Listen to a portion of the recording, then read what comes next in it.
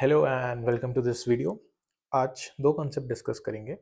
One is denudation chronology and the second one is erosion surface. दोनों ही काफ़ी linked concept हैं आपस में। So first let us start with denudation chronology. अब let us first understand these two words, word breakdown करके देखते हैं। Denudation is what? Denudation is basically to denude something. Now, what is the meaning of denude? So, the meaning of denude is to generally lower down something or to reduce something from its actual position. अब अर्थ के case में what does denudation means? तो denudation means the overall process through which the earth surface is lowered down or it is reduced. जो अर्थ की relief है, the relief is reduced by the processes. कुछ कुछ जैसे कैसे होता है ये, it happens by a weathering, erosion, transportation, deposition. यही सब प्रोसेसेस हैं डेन्यूडेशन में, सॉरी यही सब प्रोसेसेस हैं जो अर्थ के सरफेस को रिलीफ को रिड्यूस करती हैं. So this is what is meant by denudation in our case. Then chronology क्या होता है? क्रोनोलॉजी तो बेसिकली कि आप कोई सीक्वेंस स्टैब्लिश कर रहे हो. You are establishing a sequence और इस अर्थ के जियोग्राफी के कंटेक्स्ट में here in the word denudation chronology, the chronology से we are meaning to establish the sequence and also the relative age of what, of the geomorphic events, कि कौन कौन से इवेंट कैसे हुए हैं. सो वर्ड ब्रेकडाउन से हमने देखा what is the meaning of the two words denudation and chronology.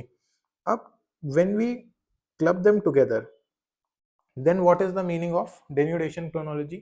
अगर simple words में मुझे लिखना होगा तो I can write it as denudation chronology refers to the reconstruction of what? Reconstruction of the sequence. Reconstruction of the sequence and age. यही देखा था chronology का मतलब. अब reconstructing the sequence and age of what? Of the geomorphic surface.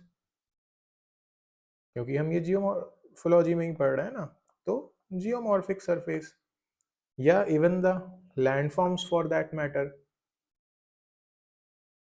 तो denudation chronology refers to the reconstruction of the sequence and age of geomorphic surfaces and landforms.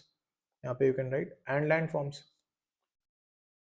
अब when we are aware about the basic understanding of denudation chronology, तो एक conceptual question ये भी है कि what's the need,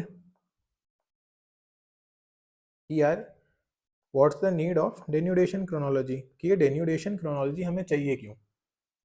तो जैसे कि हम आज देखते हैं, फॉर एग्जांपल दिस इज एक लैंडस्केप बनाऊंगा इस पे मैं, ठीक है. सपोज करिए आप कि दिस इज अरावली हिल्स, ठीक है. मतलब रियल लाइफ में तो वो इससे थोड़ा सा और ऊंची है, but just an analogy, these are the Aravalli hills. अब अरावली हिल्स हम आज ऐसे देखते हैं. What do we know about Aravalli hills? की Aravalli hills were the fold mountains. अब माउंटेन और हिल्स में तो there is a huge difference. Mountains are way too much bigger than your hills. तो क्वेश्चन ये आएगा ना कि जब हम अरावली को आज की उसकी प्रेजेंट फॉर्म में देखेंगे, तो क्वेश्चन ये आएगा कि अरावली जो हमने पढ़ा है it is a fold mountain. So यार ये तो बहुत ऊंची होनी चाहिए थी हाइट में, बट ये ऐसी क्यों है? So to solve this question, what answer we will get when we will solve this question? हमें ये पता चलेगा कि the present day landscape is not a product of single event, and this has evolved through several stages of upliftment, erosion, valley development, renowned erosion. यहाँ पे terraces form हुई होंगी, drainage pattern का कुछ रोल है. Then we have the residual hills, उनका कुछ role है. तो जब हम इसको देखेंगे तो we will try to reconstruct the sequence of landscape evolution. यार ये अरावली हिल्स सिर्फ हाइपोथेटिकल एग्जांपल है, मतलब ड्राइंग हाइपोथेटिकल है, एग्जांपल इसलिए कि हरावली हिल्स जो ओरिजिनली में फोल्ड माउंटेन्स थे, why they have become just a hills, ये इतने छोटे कैसे हो गए? तो then we will start reconstructing the sequence कि यार एक टाइम पे ये फोल्ड माउंटेन रहे होंगे, है ना? हो सकता है उसके बाद यहाँ से कोई एजेंट ऑफ इरोजन जैसे कि विंड्स आया, तो विंड्स ने इनको थोड़ा सा छोटा किया, इरोड कर करके विंड ने इनको इतना कर दिया, फिर और इरोजन हुआ तो ये इतने हो गए, यहाँ पे और इरोजन हुआ तो इनकी हाइट कम होके इतनी हो गई, and from this it came to this, from this it came to this, and from this it came to this. So this is Aravali when it was formed, and this is the present day Aravali. तो basically हमें ये देखना होता है कि जो एक landscape है वो कैसे इवॉल्व हुआ है. Therefore we also say कि geography is not merely the study of landform, it also study the origin and the temporal development. Temporal development as in development in terms of time. ये तो this is hundreds and thousands of million years ago, ये तब हुआ था अरावली, बल्कि I think उससे भी ज़्यादा, आई एम फॉरगेटिंग कितने साल exactly, but it is a million of years ago process, and this is the present. तो ये एक टाइमलाइन पे when we see the evolution, that is the temporal development we are talking about. So to reconstruct the past of the landscape, to know the evolution कैसे वो आज के current form में आया है, for that we need denudation chronology. तभी तो पता चलेगा ना कि how the fold mountain got weathered, how it got denuded and took the present form. आज ये कैसे बना है? This can one, this is two, this is in time phase 3 and this is time phase 4 which is the present day. तो ये सब जानने के लिए वी नीड डेन्यूडेशन क्रोनोलॉजी. अब what the basic principle here is कि, मतलब उसी को अगर मैं समराइज कर दूं इसी डायग्राम को, so the basic principle here is कि एक प्रेजेंट डे लैंडस्केप है. अब इसमें हमें क्या आइडेंटिफाई करना है? We need to identify geomorphic surface, कि सरफेस कैसा था. देन हमें एक रिलेटिव सीक्वेंस बनाना है. रिलेटिव सीक्वेंस जैसे कि आज ये ऐसा दिखता है, इससे कुछ लाखों साल पहले ऐसा दिखता होगा, मोर मिलियन ऑफ ईयर्स अगो ये ऐसा दिखता होगा. सो वो एक हमें रिलेटिव सीक्वेंस बनाना है. देन हमें डिटरमाइन करनी है कि क्या प्रोसेसेस रही होंगी, कौन से एजेंट्स ऑफ इरोजन उन्हें एक्ट किया होगा on that particular landform, and then we will reconstruct. क्या हो रहा है ये? Then we will reconstruct the landscapes evolution. यही बेसिक प्रिंसिपल है डेन्यूडेशन क्रोनोलॉजी का, जो मैंने आपको इस एग्जांपल से समझाया. नाउ डेन्यूडेशन क्रोनोलॉजी का थोड़ा सा, मतलब थोड़ा सा नहीं, अच्छा खासा इंटरलिंकेज है विद डेविस. तो the classical approach to landscape chronology is strongly associated with Davis और उनकी जो जियोमॉर्फोलॉजिकल साइकिल था. अब डेविस ने अपने मॉडल में क्या कहा? He told about the time based evolution, कि उन्होंने बताया यूथ स्टेज होगा, then you will have the mature stage, and then you will have the senile stage. तो ये सब उन्होंने बताया, फिर उन्होंने कुछ कुछ फीचर्स दिए सारे एज के कि कब कहाँ पे क्या होगा, and there will be a final landform जिसको बोलेंगे peneplain. This was told by Davis. So therefore, the degree of dissection and the nature of erosional surfaces can be used and can be used to infer the relative stages and sequence of landscape development. और इसी तरीके से हम ये वाली जो chronology वाली चीज है उसको कोरिलेट कर सकते हैं डेविस के साथ, because Davis is using this concept बहुत ज्यादा इन हिज थ्योरीज. अगर ये एप्लीकेशन वाला डेविस वाला पार्ट नहीं भी समझ में आया हो तो दैट इज नॉट इम्पॉर्टेंट. ये बस याद रख लेना कि there is a strong linkage of denudation chronology and Davisian model. क्योंकि ऑलमोस्ट सेम लाइंस पे हैं। सेम लाइंस पे कैसे हैं? This denudation chronology is also historical approach. Deviation model, अगर अभी आपने वो अटेंड किया होगा लेक्चर और वो पढ़ा होगा, तो you might be knowing that it is the historical approach of studies. तो दोनों हिस्टोरिकल अप्रोच हैं, दोनों टाइम बेस्ड हैं, दोनों में there is a chronology. Davis में उसको साइकिल बोल देते हैं, यहाँ पे we are saying it chronology. So there is a strong linkage between them. But एक चीज ये याद रखना कि geomorphic cycle is a model of landscape evolution जो डेविस का है, वेयर एज जो डेन्यूडेशन क्रोनोलॉजी है ना, it attempts to establish the actual temporal sequence of geomorphic event.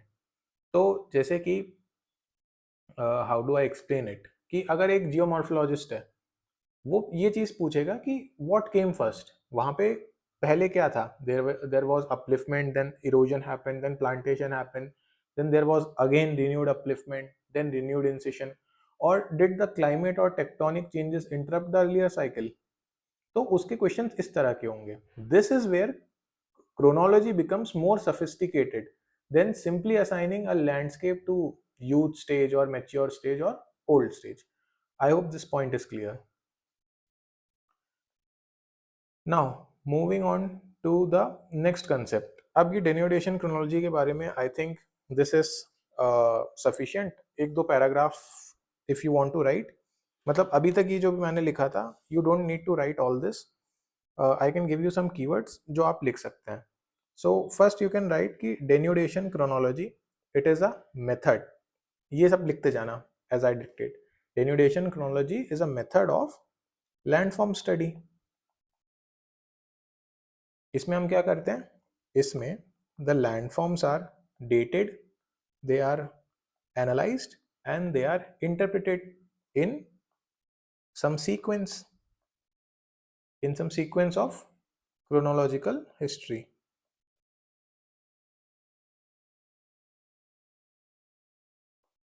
So basically DC is a technique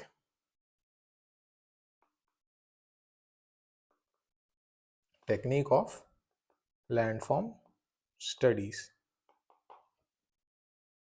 and इसके बारे में थोड़ा सा और डिटेल में बताऊं तो this was a more popular thought, a more popular method in the British school of thoughts या British school of geomorphology. And this method मैंने बता दिया, it is integral, DC is integral to your historical approach of geomorphology, and it was used by Davis in the Davisian model to develop his landform evolution theory. Now this technique of geomorphology is also an example of microgeomorphological studies, जहाँ पे there is a high level details that misses out the more final and minute details, and therefore this approach of DC is very subjective in nature. अब जब subjective होगी तो इसकी एक limitation होगी, and the limitation is it has done gross generalisation. काफ़ी चीज़ों पे there are multiples of factors working. अब जैसे मैंने आपको ये एग्जांपल बताया था, यही बहुत ज़्यादा जनरलाइज्ड एग्जांपल है। अरे ऐसे ही थोड़ी होता है, क्योंकि इस स्टेज से स्टेज तक मैंने आपको बता दिया कि ठीक है, wind was eroding the mountain. भाई कभी ऐसा भी तो हो सकता है यहाँ से एक मेंटल प्लूम, मतलब अरावली के केस में तो नहीं है ऐसा, बट यहाँ पे अपलिफ्ट, चलो किसी वजह से अपलिफ्टमेंट भी तो हो सकता है ना, कि हो सकता है जो मैं आपको ये ऐसा स्टेज बेस्ड बता रहा हूँ, ये ऐसा ना हो कि I think I will have to redraw it. ये हो सकता है ये यहाँ पे इरोजन के बाद अपलिफ्ट हो जाता है एक साइकिल, तो और ऊंची बन जाती, फिर ये और ऊंची हो जाती, तो ऐसे भी तो हो सकता था, जरूरी थोड़ी है जैसे मैंने बताया वैसे ही हो। सो मैंने बहुत जनरलाइज कर दिया। सो this is the limitation of denudation chronology also. Now let us discuss the topic of erosion surface. So give a heading, erosion surface. Similar on the lines with denudation chronology only. So erosion surface क्या है? Erosion surface, now you have to write it along with me. Erosion surface is the basis of developing the denudation chronology of a place. Erosion surface is a surface that is flat, almost flat, or it is near the base level. Abhi I'll explain what do I mean by all this thing. Then what does erosion surface do? It helps in the reconstruction of past history of landscape. Remember जो denudation chronology था, it was helping in the landform. This one is helping in the landscape. Landscape और landform में फ़र्क ये होता है, crude example से बता देता हूँ. Suppose this is some kind of plate. यहाँ पे you have, अच्छे से ही बता देता हूँ चलो. यहाँ पे आपके पास एक माउंटेन है,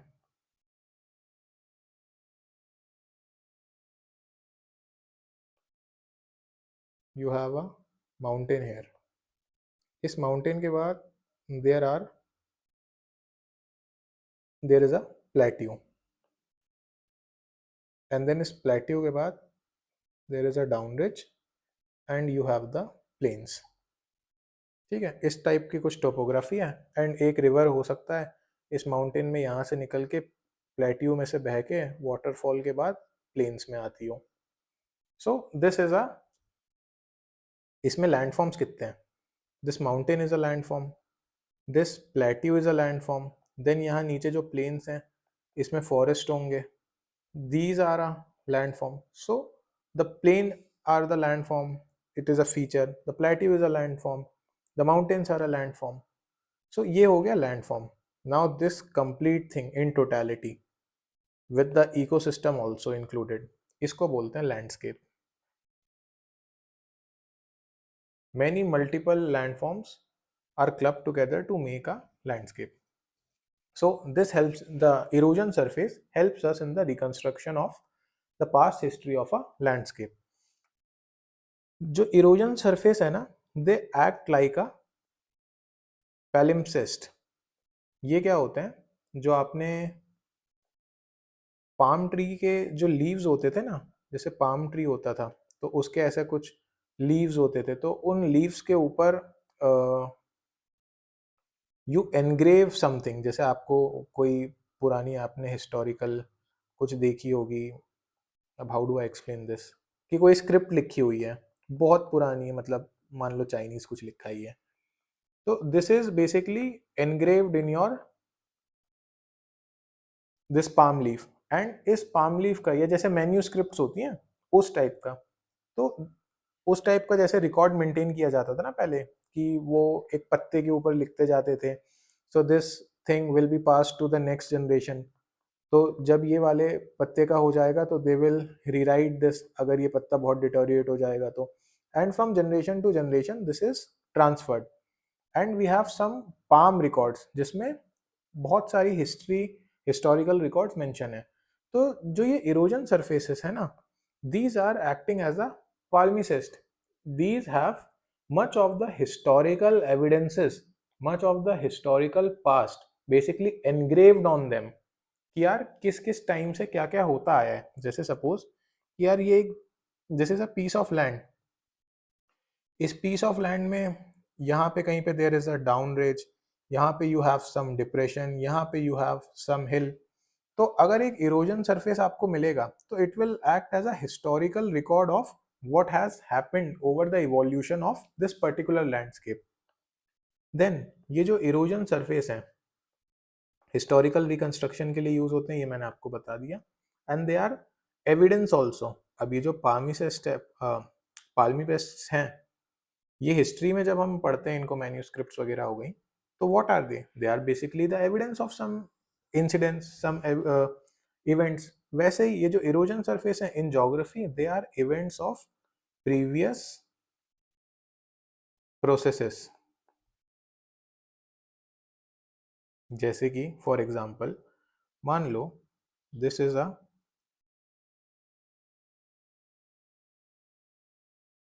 दिस इज अ प्लेट, ठीक है, this plate is moving this side. अब इस प्लेट में दिस इज मूविंग, ये इसके नीचे ना देर इज अ मैग्मा वेंट जहां से लावा आता है। सो एक यहाँ पे ओपनिंग है and there is a volcanic landform created here. अच्छा, ये प्लेट की डायरेक्शन, पार्डन मी, इसको चेंज करते हैं, ये प्लेट को इधर मूव करवाते हैं दिस साइड। सो दिस, ये वाला जो लैंडफॉर्म है ये बना है मान लो 10 मिलियन ईयर्स पहले। इसके बाद क्या हुआ, ये जो पूरी प्लेट है दिस मूव्ड, लेकिन ये जो सोर्स ऑफ मैग्मा था ये तो अभी भी यही है, ये यहाँ पे से राइज करेगा, ये एक नया लैंडफॉर्म बना देगा। ऐसे ही इस प्लेट के साथ बहुत बड़े एरिया में ये प्रोसेस मल्टीपल टाइम चलती रहेगी। अब मान लो ये प्रोसेस हजारों लाखों साल पहले हो गई, आज ये सोर्स ऑफ मैग्मा मैग्मा नहीं है वहाँ पे, लेकिन आज जब हम इस लैंडस्केप को देख रहे हैं तो हमें कुछ कुछ यहाँ एविडेंस मिल रहा है, जहाँ जहाँ पे वैसे भी लावा बाहर आया था वहाँ पे there are some type of features. तो अब आज तो हमें पता ही नहीं चल रहा है कि यार यहाँ पे क्या है, क्या रहा होगा। तो ये एविडेंस कौन बता रहा है, ये जो सरफेस है this is giving us the evidence ना कि इसमें कौन सी प्रोसेसेस ऑपरेट हुई हैं। अब ऑब्वियसली अगर Deccan plateau is made up of igneous rock तो हमें पता है कि ये it has something to do with the magma, है ना। मेटामॉर्फोज रॉक तो हो नहीं सकती यहाँ पे, ग्लेशियर्स तो हो नहीं सकते यहाँ पे। या अगर किसी ऐसी जगह में if some place is in the tropical part of the country, ये मान लो इंडिया है, यहाँ पे कहीं पे उड़ीसा में तालचेर है, अब यहाँ पे अगर ग्लेशियल डिपॉजिट्स मिलेंगे तो it tells us something about the past processes only.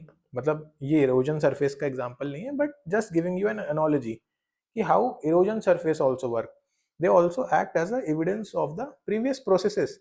यार जो एक आपके पास फ्लैट सरफेस है, जो आपके पास एक एक्सटेंसिव इरोडेड सरफेस है, तो ये ऐसा क्यों है, तो it in itself is giving you the evidence of why it is like that. या एक एग्जांपल से और समझाता हूं, this will be a better one.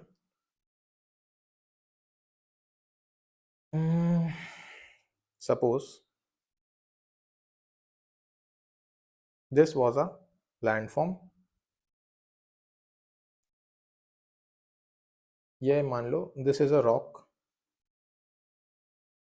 and this is a rock। अब ये वाली जो रॉक है this is soft rock and this is hard rock। किसी ज़माने में ये सॉफ्ट रॉक इस लेवल पे तो नहीं रही होगी, ये और ऊपर रही होगी, सो ये डॉटेड वाले लेवल पे रही होगी। और उसी टाइम पे ये हार्ड रॉक हो सकता है उसके आसपास या उससे और ऊपर रही होगी। अब when the winds or any agent of erosion would have started the erosion process, तो हार्ड रॉक ज़्यादा रेजिस्टेंट है, तो उसको इस लेवल से इस लेवल पे लाने के लिए या इस लेवल से इस लेवल पे लाने के लिए टाइम लगा होगा। और ज़्यादा टाइम किस में लगेगा, ज़्यादा टाइम ऑब्वियसली हार्ड रॉक्स में लगेगा क्योंकि इन्हें इरोड करना मुश्किल है। तो पहले सॉफ्ट रॉक बहुत तेज़ी से इतनी इरोड हो गई होंगी, देन हार्ड रॉक इतनी इरोड हुई होंगी, अब इस पोजीशन पे हार्ड रॉक अभी भी बची है, सॉफ्ट रॉक नीचे आ गई है और फिर पूरी हार्ड रॉक इरोड हुई होगी। तो if there is a place where you find कि यार जो जो सरफेस है दैट इज इक्वल, ये सरफेस है it is a flat erosion plain और यहाँ पे हार्ड रॉक्स हैं, यहाँ पे सॉफ्ट रॉक्स हैं, तो आप बता सकते हो ना कि this gives us the evidence of the previous processes कि यहाँ पे इरोजन हुआ है। And it also gives us the rate of erosion कि इस पार्ट में द रेट ऑफ इरोजन क्या था, इस पार्ट में रेट ऑफ इरोजन क्या था। और ये भी बताएगा कि पुराना which one is the old landform, यार ये वाला ओल्ड है क्योंकि इसको बनने में ज्यादा टाइम लगा है, इसको बनने में कम टाइम लगा है क्योंकि ये सॉफ्ट रॉक था। So I hope this point is clear कि how erosional surfaces are the evidence of previous processes. Now एक इरोजन सरफेस होता क्या है, मतलब आइडियल इरोजन सरफेस, एक आइडियल इरोजन सरफेस कैसा होता है। So an ideal erosion surface is extensive, कुछ कैरेक्टरिस्टिक्स लिखवा रहा हूं, it is a extensive surface it is flat or it is almost near the base level. Remember Powell's वाला base level, वही base level की बात हो रहे हैं. It is composed of very hard rocks, then it has no or very very less relief variation.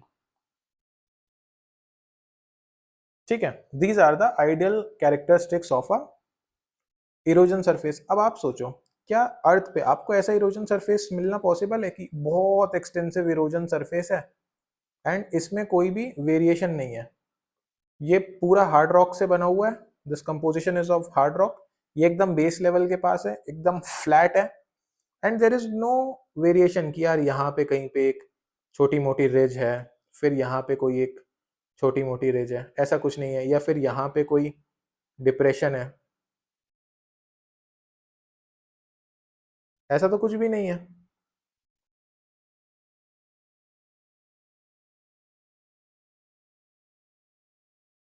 किसी भी तरीके का कोई डिप्रेशन भी नहीं है. तो इस तरीके का तो लैंडफॉर्म मिलना, आइडियल लैंडफॉर्म मिलना बहुत मुश्किल है. और ऐसा लैंडफॉर्म मिलेगा नहीं तो आप पता नहीं कर पाओगे इरोजन सरफेस से कि हुआ क्या है.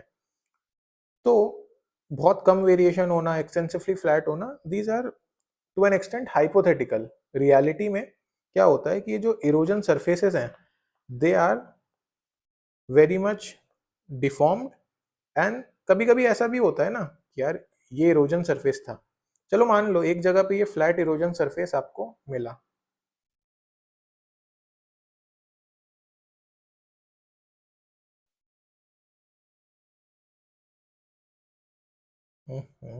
What is this happening?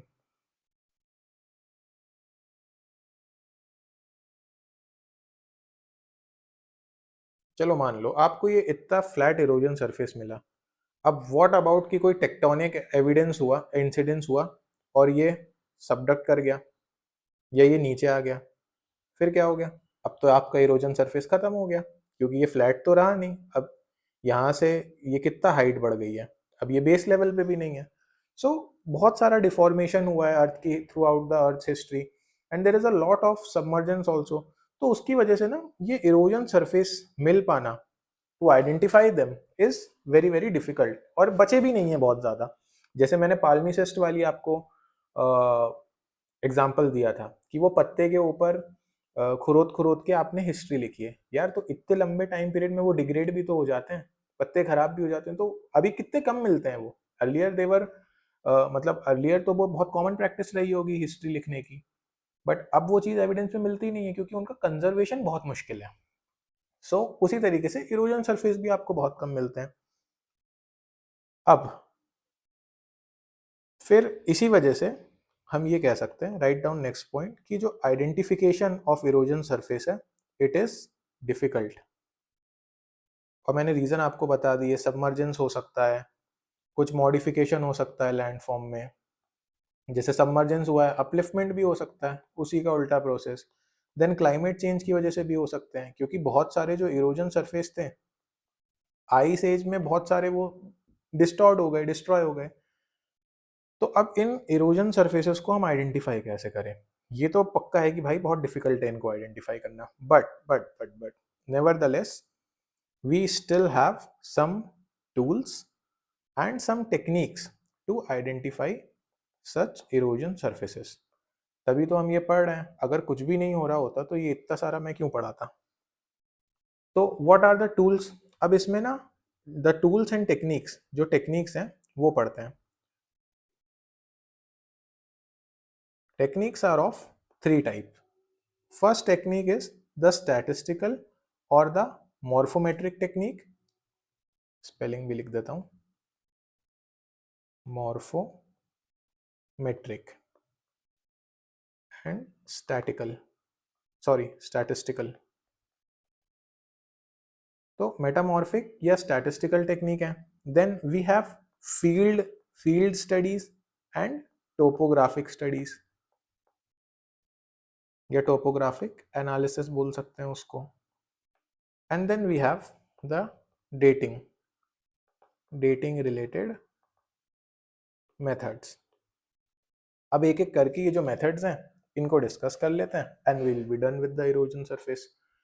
तो सबसे पहले let us discuss the statistical और द मॉर्फोमेट्रिक मेथड्स। अब इसमें कुछ टेक्निक्स हैं, जैसे you have the spot height technique, you have the profile plotting technique. बताऊंगा इसको भी डिटेल, मतलब एक एक करके कि क्या होता है। अब सबसे पहली चीज तो ये है कि how this technique work. Simple सा assumption है कि यार जो इरोजन सरफेस है दैट इज एक्सटेंसिव, बहुत बड़ा सरफेस है ना। This is a large and extensive surface. तो अगर ये एक्सटेंसिव सरफेस है, देयरफॉर जो भी हाईएस्ट नंबर ऑफ फ्रीक्वेंसी होगी ना of any spot, that we will consider a possible erosion surface. कैसे, मैं बताता हूँ। Suppose this is a topography. यहाँ पे कुछ माउंटेन्स हैं, और ऊंचे माउंटेन्स हैं, और ऊंचे माउंटेन्स हैं, प्लेट्यू है, then you have the plains, then you have some form of depression, फिर there are mountains, फिर you have the plains, then you have some mountains, then कुछ depression है, then you have the plains। इस diagram को करते हैं थोड़ा सा छोटा। now if I was to measure this, तो पहले मैं बेस लेवल मार्क करूंगा इसमें। Suppose this is your base level, this is your base level. अब मैं बेस लेवल से हाइट मिला लेता हूँ, यहाँ से यहाँ की हाइट देख लेते हैं, यहाँ से यहाँ की। तो बेस लेवल से हर लैंडफॉर्म की हम हाइट देख लेते हैं कितनी है। इसकी तो बहुत ही कम है, डिप्रेशन है। इसकी हाइट, इसकी हाइट, इसकी हाइट, इसकी हाइट, इसकी हाइट, इसकी हाइट एंड इसकी हाइट, सबकी हाइट देख ली। अब हाइट देखते टाइम ही हमें ये समझ में आ रहा है कि ये वाला जो एरिया है इसकी सबसे ज़्यादा फ्रीक्वेंसी है, मतलब ये हाइट यहाँ से यहाँ तक की, ये जो हाइट है ना, दिस हाइट ए लिख देता हूँ इसको, ए देन यहाँ पे A, then here you have the A, then here you have the A. तो इसमें दिख रहा है कि मैक्सिमम अकरेंस इस ए वाले कंपोनेंट की सबसे ज्यादा है। सो जिसकी भी सबसे ज्यादा फ्रीक्वेंसी ऑफ अकरेंस होगी, हम उसी को we consider it as a erosion surface. These all will be your erosion surface. क्या हो गया? These all will be your erosion surface. But remember one thing, इसका एक डिमेरिट जो है of such kind of study is, such kind of technique is, the conclusion here is subject to actual field verification. क्योंकि ये तो मैंने graph पे बना दिया ना, आपको इसको जाके सारे रॉक्स का study actual on ground level पे करना पड़ेगा, तभी ये वेरीफाई हो पाएगा कि ये जो स्टोरी है ये सही है कि नहीं है। क्योंकि इसमें मैं काफी सारा जनरलाइजेशन भी कर रहा हूँ ना, अब एग्जैक्टली ऐसे ही थोड़ी कोई सरफेस दिखेगा। But the idea of these methods is कि we look for the frequency, the number of times something has occurred, and where the frequency of the spots is the highest, उसको we consider as a possible erosion surface। अब जैसे ये spot height वाली technique थी, इसमें हम क्या करते हैं, suppose this is a spot height technique. एक लैंडफॉर्म है, ये थोड़ा अच्छे से बनाता हूँ। सपोज दिस इज अ, क्या हो गया, नहीं बनेगा क्या? ये एक लैंडफॉर्म है। अब इसमें यहाँ पे एक डिप्रेशन है, यहाँ माउंटेन है, यहाँ प्लेन्स है, थोड़ा सा ऊपर उठा है, फिर थोड़ा नीचे है, and then we have mountain. So this is one piece of land, ठीक है।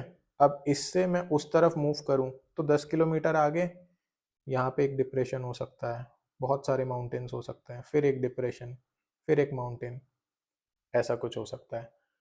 फिर सिमिलरली इस लाइन को मिटाता हूँ, मैं थोड़ा और आगे मूव कर जाऊँ इसी लैंडस्केप में, तो हो सकता है बहुत सारे माउंटेन्स ही माउंटेन्स हों, फिर कुछ डिप्रेशंस हों, फिर प्लेन हो, कुछ इस तरीके का स्ट्रक्चर हो एट अ स्ट्रेच ऑफ इन दोनों के बीच में लगभग मान के चलो 20 किलोमीटर का गैप है।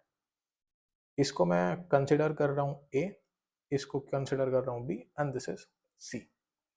अब इसमें मैं क्या करूँगा, मैं सबकी हाइट नोट करूँगा कि सारे लैंडफॉर्म में हाइट क्या है। एक टेबल में मैं सारी हाइट्स लिखूंगा, जैसे this height is some metre, ये हाइट कुछ मीटर होगी, ये वाली हाइट कुछ मीटर होगी, ये हाइट कुछ मीटर होगी, ये हाइट कुछ मीटर होगी। मैं सारी हाइट्स नोट कर लूँगा और उनकी फिर एक एग्जांपल बस दे रहा हूँ, से समझा रहा हूँ, और उनकी फ्रीक्वेंसी देखूंगा। 100 metre height, 200 metre height, 500 metre height, 300 metre height, 400 metre height, 500 metre height. कौन सी हाइट कितनी बार रिपीट होती है? ये 20 टाइम्स रिपीट हो रही है, ये 60 टाइम रिपीट हो रही है, ये 190 टाइम रिपीट हो रही है, ये 300 टाइम रिपीट हो रही है, और ये अगेन 80 टाइम्स रिपीट हो रही है। तो अब इसमें से मैं देख रहा हूँ कि हमारा क्या, हम कैसे पता करते हैं इरोजन सरफेस क्या है? हम फ्रीक्वेंसी देख लेते हैं। तो स्पॉट हाइट टेक्निक यही होती है कि यार आपने एक तरफ हाइट लिख दी, एक तरफ फ्रीक्वेंसी लिख ली। अब फिर आपने इसमें देखा कि सबसे ज़्यादा फ्रीक्वेंसी कहाँ पे आ रही है? 300 मीटर से 400 मीटर वाली जो हाइट है उस पे ज़्यादा, सबसे ज़्यादा फ्रीक्वेंसी है। तो we will consider these parts जहाँ पे भी ये हाइट है, उनको we will consider as erosion surface. इस एग्जाम्पल को ना कुछ ऐसा कर लो, वो ऊपर वाली हाइट्स 1000-2000 ले लो तो थोड़ा एग्जाम्पल भी ठीक ठाक लगेगा। So we will consider these as the erosion surface. अब ये टैबुलर फॉर्म था। स्पॉट हाइट टेक्निक में we do the tabulation, we tabulate the height along with the number of occurrence. अगर इसी जो टेबल का जो मेरे पास डेटा है, इसको if I plot along a graph, इसको मैं ऐसे लिख दूं कि 1000 हाइट का रिपीटेशन 20 बार है, 2000 वाले का 60 बार है, 300 वाले का, सॉरी 300 वाले का इट इज 190 टाइम्स, 300 वाले का इट इज, सॉरी 400 वाले का इट इज 300 टाइम्स, एंड 500 वाले का it is 80 times. Then what do I do? Then I draw lines from here. ऐसे मैंने लाइंस बनाई and then I will join the graph. कुछ इस तरह से मैंने इसको ज्वाइन कर दिया। सो इसी टेबल को when I plot it on a curve, इस मेथड को बोलते हैं alternative frequency curve, where we are basically graphically representing the spot height analysis. तो एक तो ये टेक्निक हो गई spot height. Remember we are still discussing the statistical and the morphometric methods of techniques of identification of erosion surface. इसमें एक ये technique हो गई, स्पॉट हाइट हमने देख ली, एंड अल्टरनेटिव फ्रीक्वेंसी कर्व हमने देख लिया। Now the third technique is the profiling technique. This is more part of your, this part कहाँ गया? मॉर्फोमेट्रिक स्टडीज का पार्ट है ये, this soil profiling. Spot height हमने, sorry not soil profiling, profile plotting, और ये स्पॉट हाइट तो हम देख चुके हैं क्या है। Okay, so I will need to have to copy this diagram. इसको लेके चलते हैं यहाँ पे। So we have this surface. अब आप मान लीजिए कि, या मैं दूसरा ही बना लेता हूँ, it will be better if I draw a fresh diagram. Suppose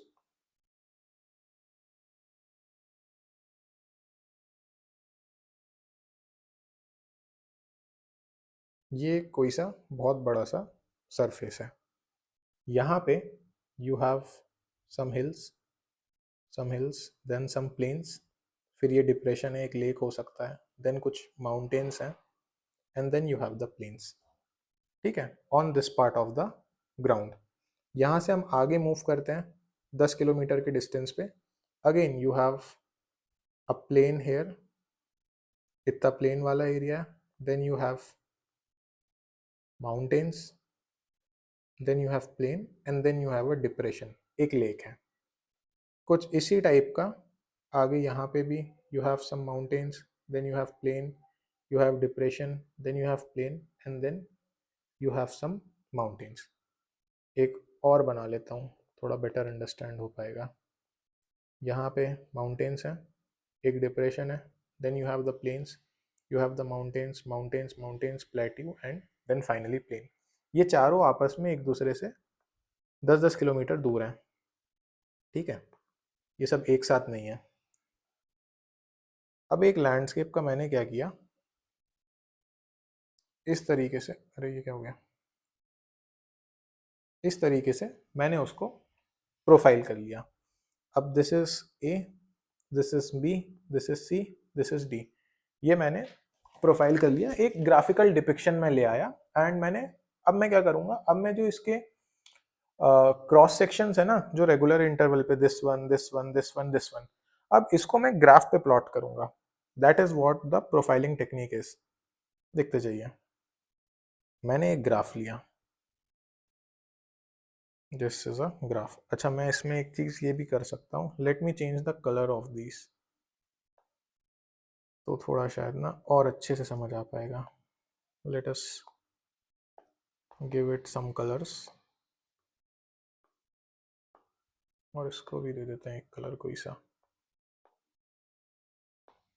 okay, सो ये 4 सरफेस है, इनका ग्राफिकल डिपिक्शन करते हैं।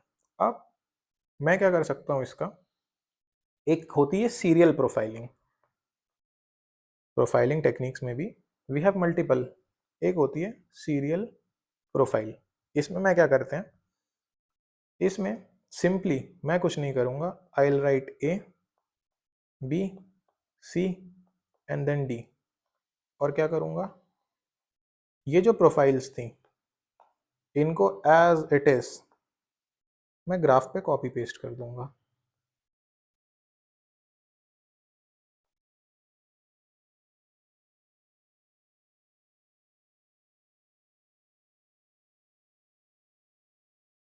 और इसमें मैं देखूंगा कि कितना ओवरलैप है।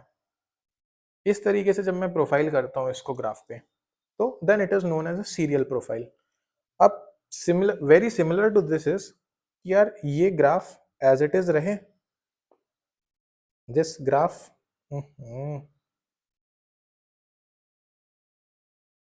चलो यार छोड़ो, दूसरा ही बना लेता हूँ, उतना कलरफुल नहीं बना पाऊंगा, एक ही कलर बार बार यूज कर लेंगे। सो सपोज उस वाले डायग्राम के ग्राफ पे ज़्यादा ध्यान मत देना, उसी को मैं यहाँ पे प्लॉट कर रहा हूँ। तो अभी पिछले वाले में मैंने क्या किया था, मैंने सारे ऐसे ऐसे ऐसे जो जो भी मुझे चीज़ें दिखी थी उनको एक हाइपोथेटिकल एग्जांपल कि यहाँ पे हिल था, यहाँ प्लेन था, इस तरीके से मैंने उन्हें प्लॉट किया था।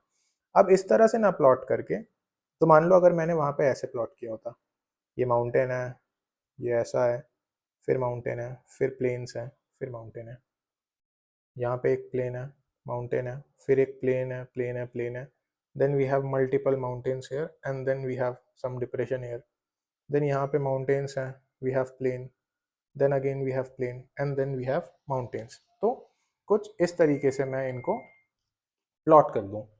अब ये तो हो गया serial profiling. Super impose profiling में क्या होता है, मैं इसको इसके ऊपर इम्पोज ही कर देता हूँ, और इसको इसके ऊपर इम्पोज करने के बाद मुझे कुछ लिमिटेड प्लेन वाले एरियाज मिलेंगे, जैसे ये एक स्पॉट हो गया, ये एक स्पॉट हो गया, यहाँ पे एक स्पॉट हो गया। सो दीज 3 स्पॉट्स, इनको मैं डिक्लेयर, मतलब इनको मैं पॉसिबिलिटी मानूंगा कि these are some erosional surfaces. फिर अब अगर मैं ये ना करके एक तीसरी चीज करता, just give me a second,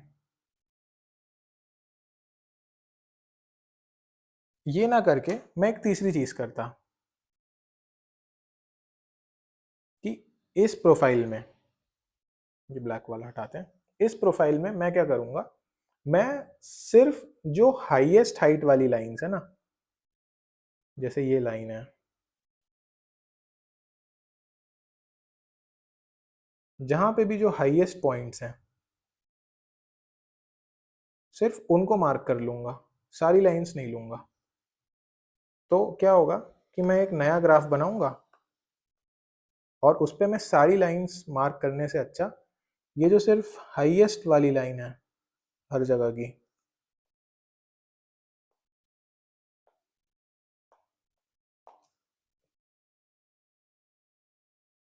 मैं सब सारी लाइनें एक के ऊपर एक सुपर इम्पोज की, तो this was the example of super imposed profile. Serial profile मैंने बता दिया, this is super imposed profile, and this is the example of composite profile. Composite profile में मैं क्या करूंगा कि कंपोजिट प्रोफाइल में मैं सिर्फ जो हाईएस्ट पीक्स हैं, जो हाईएस्ट लाइंस हैं, सिर्फ उन लाइंस को लूंगा, जो लोवेस्ट लाइंस हैं उनको लूंगा ही नहीं। फिर इसमें मैं देख लूंगा this is a possible erosion surface कि ये बेस लेवल के कौन से सबसे पास है, this is a possible erosion surface, this one is a possible erosion surface. तो इस तरीके से मैं इरोजन सरफेस निकालूंगा। अब एक तरीका और हो सकता है, अगर मैं ऐसा डायग्राम बनाता और उसमें मैं कुछ इस तरीके से प्लॉट करता, यार दीज आर माउंटेन्स, देन पीछे कुछ प्लेन है, ये 3 माउंटेन है, then I have this mountain and then I have this mountain and